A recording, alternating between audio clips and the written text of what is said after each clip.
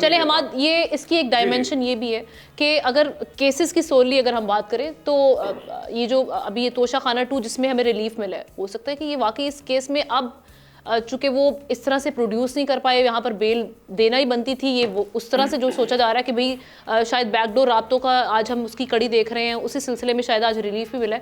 تو آپ ذرا ہمیں قانونی طور پر سمجھائیے اس کیس کے حوالے سے کہ یہ جو آج ریلیف ملا ہے یہ بیسکلی عدالتی جوڈیشل نظام کو، مطلب نظام انصاف کو دیکھتے ہوئے ملا ہے ایگزیکٹلی؟ دیکھیے، سب سے پہلے تو میں اس کیس کے اوپر بات کرنے سے پہلے آپ کو ایک اور اصول بتا دوں کہ یہ سب جوڈس معاملہ ہے، ابھی عدالت میں انڈر ٹرائل ہے. اس کے بارے میں ہمیں کوئی میرٹ پہ ایسی بات نہیں کرنی چاہیے جو کہ ڈائریکٹلی اثر انداز ہو سکتے ہیں اس کے آؤٹ کم کے اوپر. لیکن جو قانونی اصول اس کے اندر درپیش ہیں، جو قانونی باتیں ہو رہی ہیں، وہ میں ضرور آپ کے سامنے رکھ دیتا ہوں. سب سے پہلے تو سمجھیے کہ یہ جو ضمانت ہوتی ہے اس کا کیس کے میرٹس کے اوپر کوئی اثر نہیں ہوتا.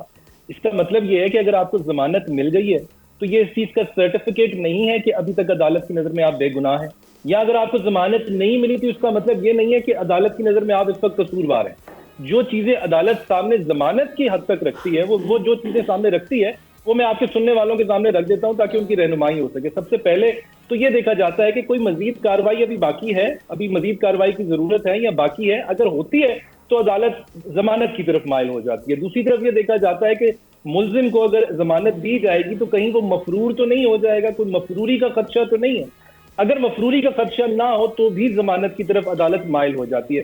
تیسری چیز جو دیکھی جاتی ہے وہ یہ دیکھی جاتی ہے کہ اگر ضمانت دے دی جائے تو مزید انکوائری جو بھی ہونا باقی ہے، کیا ملزم اس کے اوپر اثر انداز ہو سکتا ہے کسی بھی طریقے سے.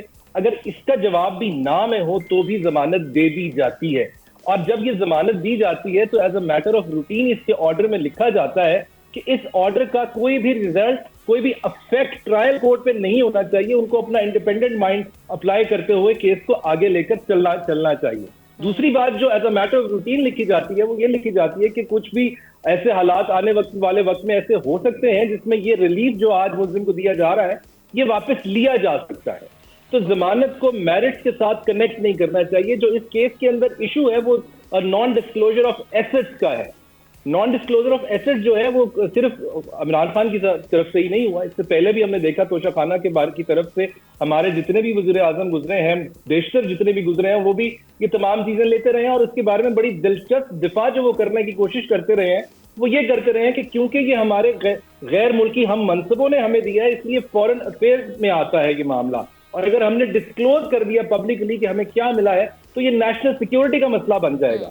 میرے نزدیک یہ بڑا مضحکہ خیز ایک دفاع تھا.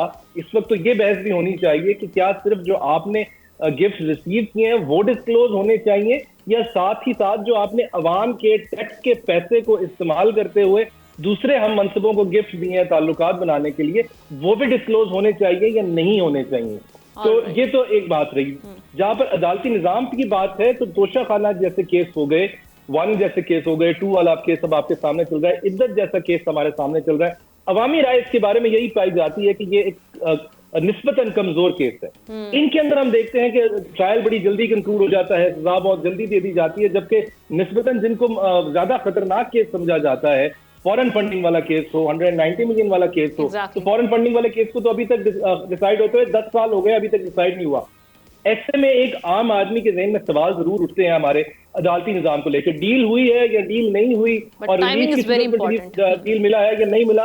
یہ تو میرے جو باقی پینلسٹ ہیں یہ بہتر بتا سکتے ہیں، لیکن میں آپ کو اپنے 2 سینٹس دوں گا. جو مذاکرات والی بات ہے اس کے اوپر بھی میں کچھ ایڈ کرنا چاہوں گا. میں نے ایک اور ایشو پہ بات کرتے ہوئے کہا تھا کہ نیگوسیشن پوزیشن آف پاور سے ہوتی ہے. جب آپ کی پوزیشن آف پاور نہ ہو تو آپ مذاکرات نہیں کرتے، گزارشات کرتے ہیں. جب آپ گزارشات کرتے ہیں تو اس کے بدلے میں آپ کو کوئی نہ کوئی ایشورنسز دینی پڑتی ہے.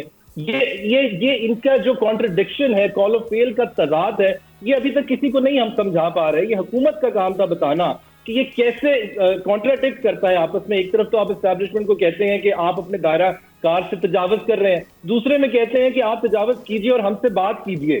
یہ کیسے ایک ہی وقت میں ہو سکتا ہے؟ اس کی وجہ آئیڈیل سچویشن کی بات کریں نا حماد، آئیڈیل سچویشن کہ ہمیں بات تو اچھائی کی طرف کرنی ہے نا، کہ کیسے ہونا چاہیے. جو زمینی حقائق ہیں وہ ایک طرف، ہمیں ریزن یہ دی جاتی ہے، آخری جملہ بول رہا ہوں، کہ جو طاقتور جس کو وہ غاصب سمجھتے ہیں، جس غاصب کو وہ طاقتور کہہ رہے ہیں، وہ اس سے بات کرنا چاہتے ہیں، کمزور سیاسی جماعت سے نہیں کرنا چاہتے. सियासी जमातों को एक दूसरे से बात करनी चाहिए, और जब तक ये आपस में बात नहीं करेंगे ये इसी तरीके से पहिया चलता रहेगा। आई विश ऐसा निज़ाम प्रिवेल करे और हम जिसमें देखें कि सब अपने अपने दायरे में रहते हुए। सब्सक्राइब करें और बेल दबाएं ताकि कोई खबर रह न जाए।